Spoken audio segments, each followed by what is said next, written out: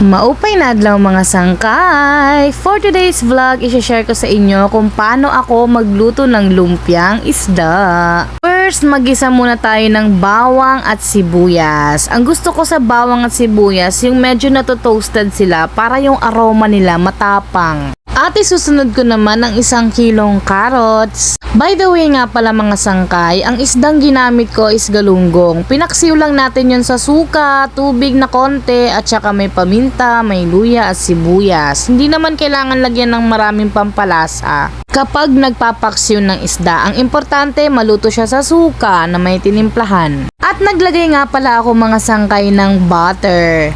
Paunti-unti nga lang ang lagay sangkay, mga pa 1/4 lang ba. Pandagdag lasa rin ito at nagdadala ng lasa ng lumpiang isda.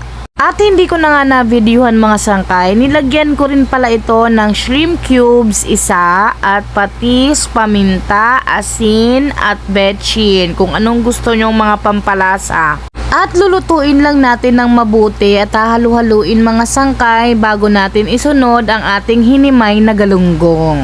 By the way nga pala mga sangkay, ito nga pong niluto ko is 2 kilong galunggong at 1 kilong carrots. Ayan, sobrang dali lang mga sangkay, halu-haluin lang natin ito ng mabuti para naman kumalat ng mabuti ang gulay at ang kanyang isda. Pwede mo naman gawing pinakamantika ang butter mga sangkay kung talagang may budget ka, pero dahil tipid tips ito, ayan, ang butter natin is 1 buo lang. Mas masarap nga naman kasi mga sangkay kung talagang wala kang gamit na oil at puro butter lang talaga ang gamit mo. Pero dahil hindi naman ito paninda at handa ko lang ito nung birthday ko, kaya ayan, medyo tipid-tipid tayo mga be. Pero wag ka, madaming nasarapan dito at naubos agad mga sangkay. Hindi na nga inabutan yung mga panggabing bisita.